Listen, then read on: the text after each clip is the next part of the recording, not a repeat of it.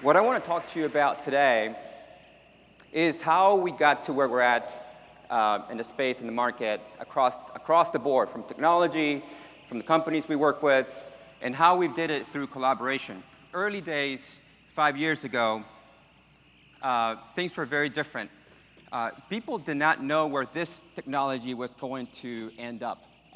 We actually, as a company, we spent a lot of time early days in 2015 trying to figure out, is this something that will actually make an impact in construction, or is this something that will make an impact in mining?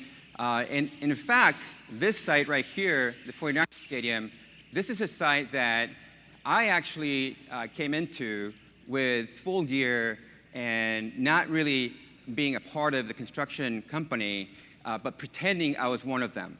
I talk about it today, and I laugh about it, but back then, it was actually very dangerous. We had a cease and desist letter. I did get kicked out of a few sites before. This one, they kept me, and they had no idea that actually it was not part of the team. But you all know that in construction, people are very conservative, companies are very conservative, so they're not gonna let you go in to test out a drone. And so I took a lot of photos. We did not have a 3D modeling software set up in this site. But I was able to be convinced that this was the future. I was sold. I was doing this bootstrapping for a long time, but this is it. The moment I stepped into this stadium and the reaction that people were having with the data sold me. I was on a path to make this work.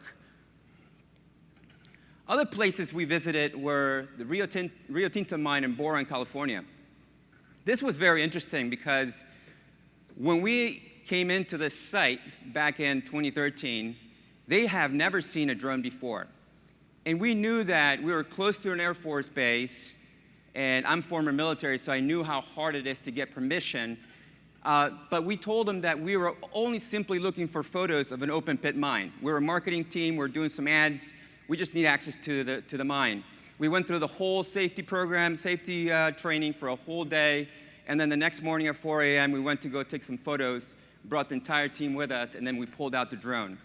They were just blown away. That was the objective. We wanted to show them what we had, and they were like, how can we get our hands on this? And after many, many meetings with the team on the ground in 2013 at Rio Tinto, we finally had something where they paid us for monthly data gathering. It was incredible.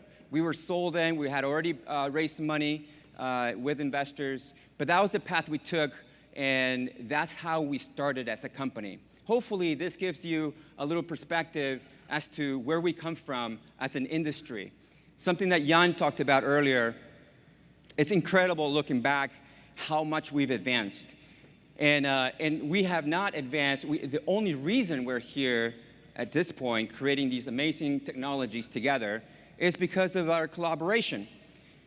With that, I also want to give thanks to the people at DJI, not only the amazing team at the enterprise side of things, but also the team in Shenzhen, who are at the manufacturing, at the factory building these things, and also at the R&D labs building all of these innovations, because they are really the ones who are actually creating this catapult of innovation for us to actually springboard into the industry.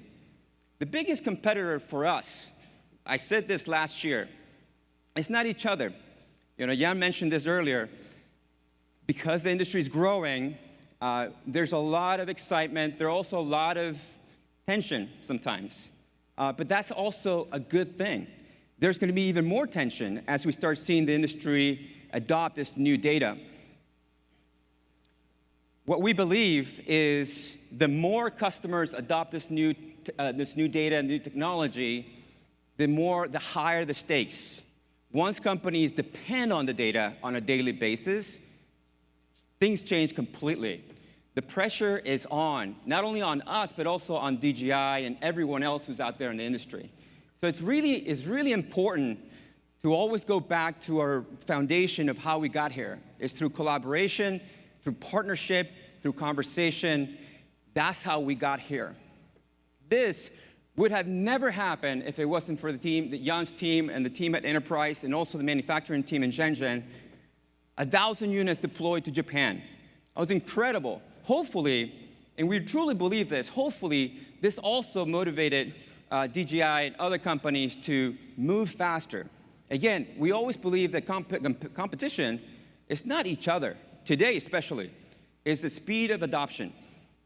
We have a responsibility, I believe, as an ecosystem and as architects of the ecosystem, because I see everybody here as architects of the ecosystem. We have a responsibility to move this forward and to do it in partnership and collaboration. Beyond this big deployment, we're in conversations for a deployment or a deal much larger than this. We would have never been able to do that without the collaboration with all of our partners. This is why construction is so exciting for us.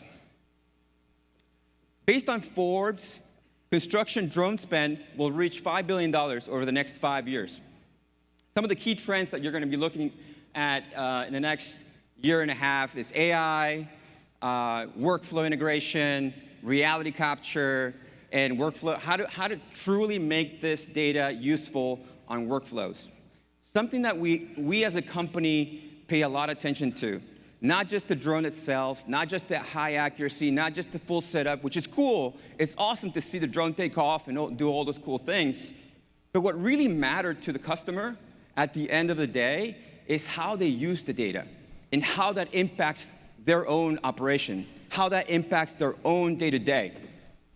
That has been at the core of how we think and operate, and that has given birth to some of these cool innovations that you'll see today. I believe that at some point, we're going to move away from the gadgets, and we're going to be talking a lot more about what Microsoft just talked about, is how do we activate this data and make the process these companies are trying to do, which is building something, building a building, a dam, or whatever they're doing, and how do they make that more effective? So this is what it looks like today. This is our world in construction.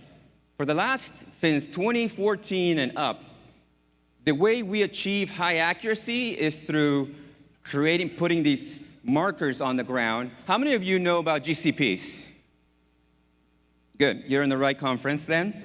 GCPs, try to explain that to a VC, by the way. It's really hard to raise funds and try to explain GCPs and then RTK and all these other terms, and you have these blank faces, you have no idea what they're talking about. But GCP is something that we started with 3 years ago or 4 years ago, and it's still very active in the space. We believe as an ecosystem, we need to move away from things that get in the way to the data. Just like Microsoft earlier, the sooner we work together, the sooner we get the data to the customer, the better for all of us.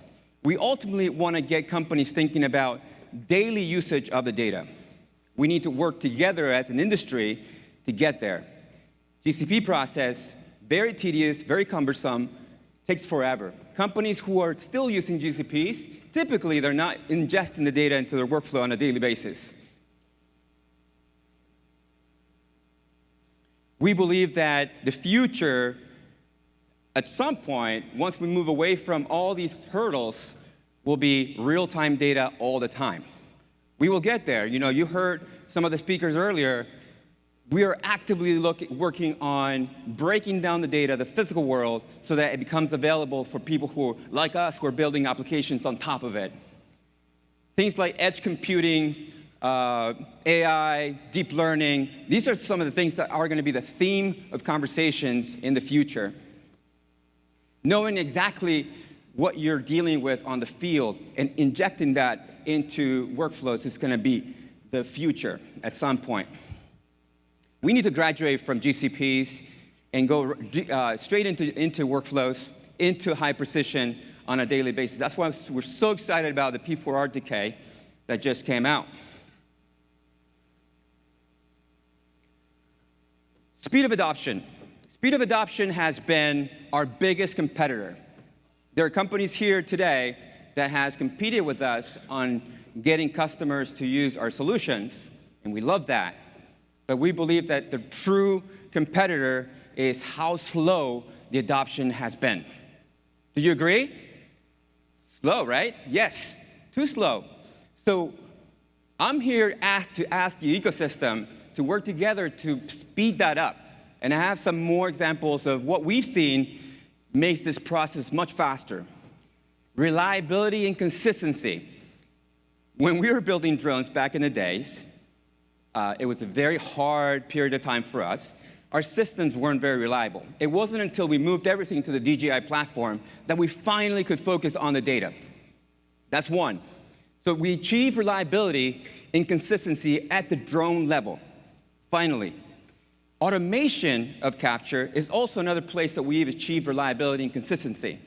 These are some of the things that companies are looking for in order for them to feel comfortable about scaling this new technology. Focus on workflows. Some of the workflows that exist today are not adapted to daily data. Those things are going to change completely. We need to embrace the fact that we should not be looking at how we insert ourselves into the current workflows. How do we generate new workflows to achieve success for our customers? All of it will be done through software. So you need to look beyond the data capture, look beyond the high accuracy point clouds, look beyond the tools, the manual tools we built today, and look at new workflows that can potentially impact their business and their ROI. This is why we created this system, this solution, together with DJI.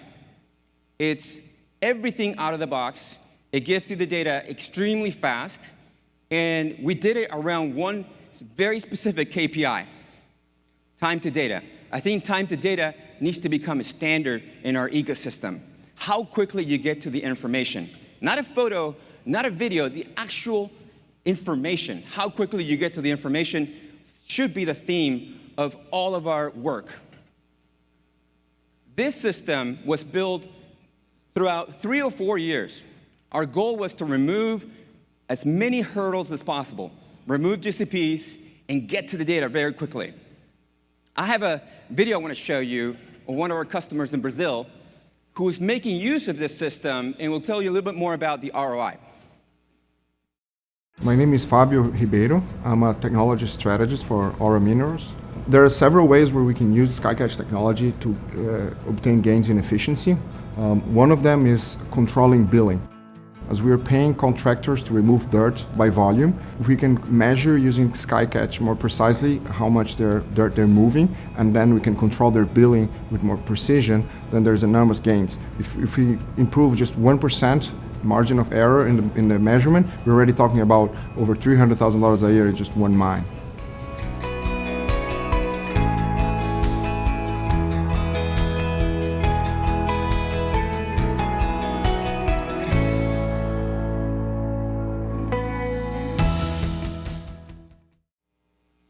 I encourage you, you just saw this video, I encourage you to do more of that. If you're building a company, a data solution like us, I encourage you to do more of that. More of learning, more of teaching the industry, and getting your customers immersed into telling the story for you as well. That's very important, because when we showed this video to other companies, they immediately clicked. They're like, okay, this is another company that's doing the same thing, and they're actually seeing true ROI out of this. I encourage all companies out there who are in the same space as us to do the same. How do we turbocharge adoption? So that's something that we talk about all the time. How do we just like get it going really fast? We believe that if we remove piecemeal solutions and make it as easy as possible, then customers start thinking about other words like standardization. Soon as you start removing and making it very easy to onboard, and make it very easy to use, and you put real effort to do that, customers start using it faster. The adoption starts increasing and moving a lot quicker. We've seen that. We've seen that with Komatsu, we've seen it with mining companies and customers all over the world. So we do need to think about the solution that you have today, and even if it's not complete, think about partnering with other companies. Not us, it doesn't have to be Skycatch. Partner with other companies in the ecosystem. You know, share the pie sometimes. This moment, this time right now is about expanding the market. It's about teaching the market and getting it to explode. That's what we should be focusing on. So focus on workflows as well. This is what I said earlier. Think about what the intent is for this customer. Ultimately, what is the objective? Are they trying to get one truck from one point to the other? Are they trying to eliminate stockpiles so that they can move quickly? Try to find out what is the purpose of collecting this information so that you can help them shape and sculpt their workflow. That is very, very important. Focus on customer success. Don't just ship a unit and forget about it. Make sure that you check in all the time. Make sure they're truly successful. Ask questions over and over again.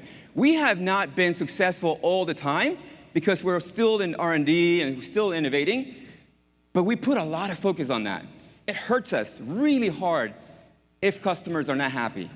It hurts us. I've flown to customers for a day just to see them because the system is just not performing the way they were expecting. It's not a fun moment when you go through that. But focus on success. Sometimes you are not going to be able to achieve all of it. You're not going to be able to give them everything they're looking for. But so long as you're there listening, they'll see that as success. Graduate from the product to a solution. We are so good at thinking about building products. We need to think about a full solution.